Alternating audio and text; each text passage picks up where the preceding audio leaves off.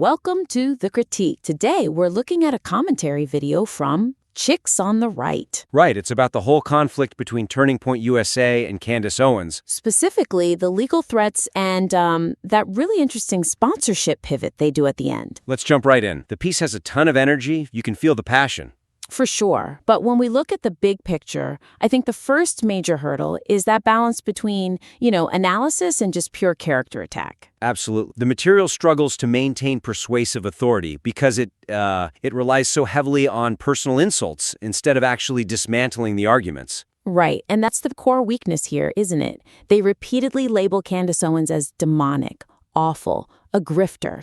And a crazy bitch. Exactly. They even mock her appearance with the whole Golden Girls shoulder pads comparison. And look, I get it. That stuff plays great to your base, to people who already agree with you. But that's the problem. It alienates any neutral listener who might genuinely be curious about the actual legal strategy being discussed. They just tune out. So the suggestion is to kind of shift that focus. Yeah, move away from the character attacks and get more into a forensic analysis of the behavior. Instead of just telling the audience she's evil, you demonstrate how her actions are manipulative. Let the audience connect the dots themselves. Exactly. You don't have to scream that someone's crazy if you can just show the evidence. Let's take a concrete example. The whole snake analogy. The source compares TPUSA's strategy to attacking the body of the snake, the followers, before you get to the head, Candace. And the host's reaction is just, I would love that. It's purely emotional. It becomes about personal satisfaction, right? But what if, instead, they analyzed the efficacy of that strategy? That's a much stronger angle. A better way to frame it would be to ask, does suing an unnamed influencer actually silence a movement? Or does it just create martyrs? Does it give Candace Owens more fuel for her victim narrative? Precisely. That elevates the conversation from just, a diary entry to an actual strategic review. It's more powerful. And we see the same thing with the consulting tweet. Right, where Owens offers consulting services to end the corporate shit show. The hosts react with just pure disgust. They call her awful, a grifter. Which is an understandable emotional reaction. I mean, it's a very provocative tweet. But is that the most effective critique? Probably not. A stronger approach would be to just objectively analyze the power dynamic. Ask the questions. Is this a genuine offer? Is it a threat? Is it just performance art for her audience? Yes. Dissecting the intent is so much more compelling than just name-calling. If they had said, look at how she frames this, it's designed to make TPUSA look desperate, that proves the manipulation without having to call her a bitch. It's the old show don't tell rule, and it applies to the pop culture stuff too. You mean the Mean Girls comparison? Yeah. The whole conspiracy theory about Elizabeth McCoy sabotaging Erica Kirk. They spend a lot of time just laughing at the absurdity of it, especially the comments about glitter and pyrotechnics at a funeral. And it is absurd, but instead of just laughing, the critique could highlight why Owens uses that specific narrative. Why frame a corporate fight like it's high school drama? You're saying unpack the rhetorical device. Yes. Is she trying to trivialize the conflict, make her opponents look petty? When you just laugh and say she's crazy, you miss the chance to expose the tactic itself. So at the end of the day, they make a strong case for their anger, but a weak case for their analysis. And that leads us straight into the second point, which is how they handle the logic of the situation itself. Right, logic and argumentation, because there's a really sharp observation in there, but it gets kind of buried. It really does. The material identifies this great logical fallacy from one of the followers, a user named Kat, but it's diluted by their own, emotional outbursts. It's a classic catch-22 that they spot. It is. This follower, Kat, basically argues that if TPUSA doesn't sue, it's because they're guilty and afraid of the truth. But if they do sue or send a cease and desist, it means they have something to hide and they're trying to silence people. It's a closed loop. Heads, I win, tails, you lose. A perfect trap. But the hosts present this brilliant observation while also calling the followers effing insane and total idiots. And that just obscures the point. The insult drowns out the insight. So the suggestion here is pretty simple. Slow down and rigorously steelman the opposing argument before you dismantle it. It shows intellectual confidence, right? You don't have to call them idiots if you can just calmly prove their logic is broken. Exactly. It convinces no one when you just insult them. A concrete way to improve this would be to literally map out the flowchart of that follower's belief system. Show the audience. Notice that no matter what action the organization takes, silence or litigation, the follower interprets it as guilt. That is so much more powerful. You're inviting the listener to see the flaw for themselves. It respects their intelligence. And you could apply that same thinking to the tagging dynamic they bring up. Oh yeah, the hosts mentioned that followers are always tagging Owens in their posts, and they kind of mock them for it, saying things like, "She doesn't even know you're alive." Just making fun of the parasocial relationship. They are. But instead of just mockery, why not explore the mechanism of that cult dynamic they talked about earlier? Why is Kat incentivized to tag Owens? Is it for validation? To signal her loyalty to the rest of the group? Right. If you explain the psychology that followers do this to gain status within the in-group, that's a genuine insight. Saying you're an idiot, she doesn't care about you is just, well, it's playground bullying. It kind of lowers you to their level. It really does. And frankly, it makes the host sound less credible. If you treat your subjects like specimens to be studied, you automatically position yourself as the authority. You become the sociologist of the situation,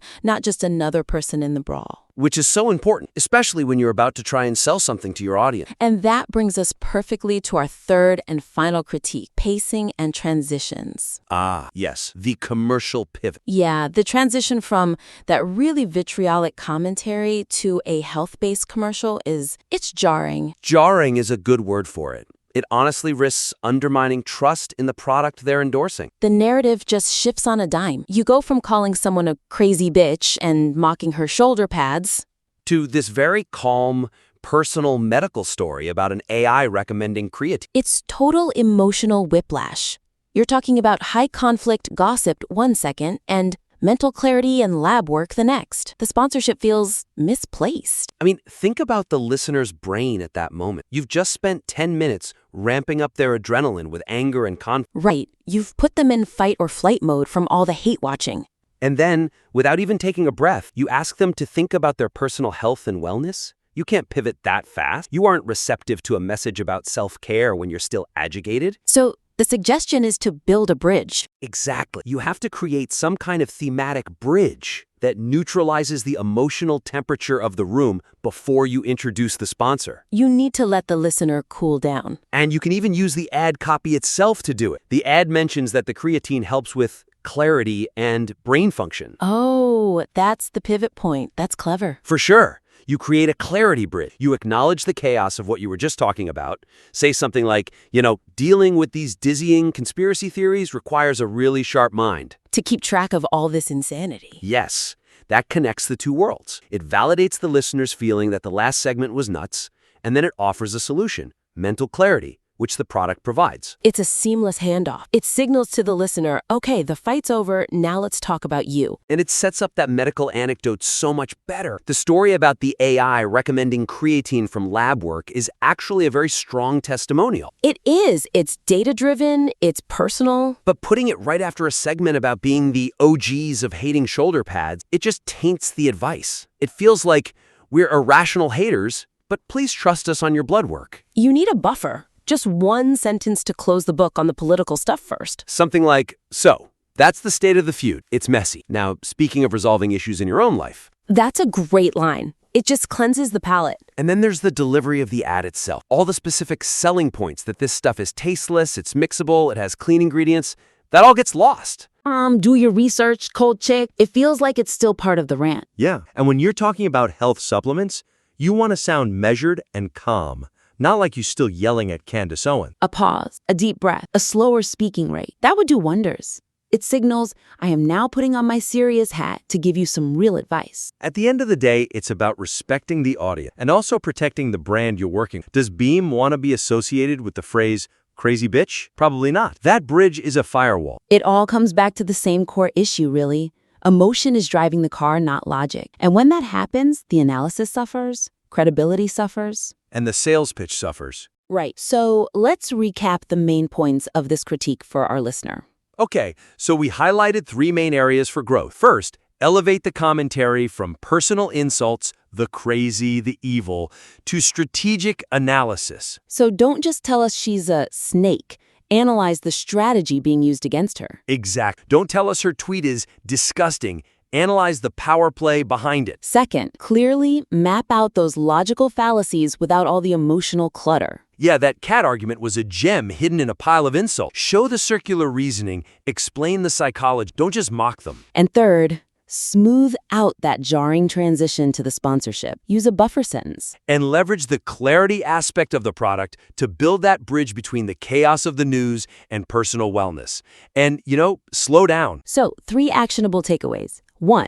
Replace adjectives like disgusting with verbs that describe tactics, like manipulates, deflects, reframes. 2.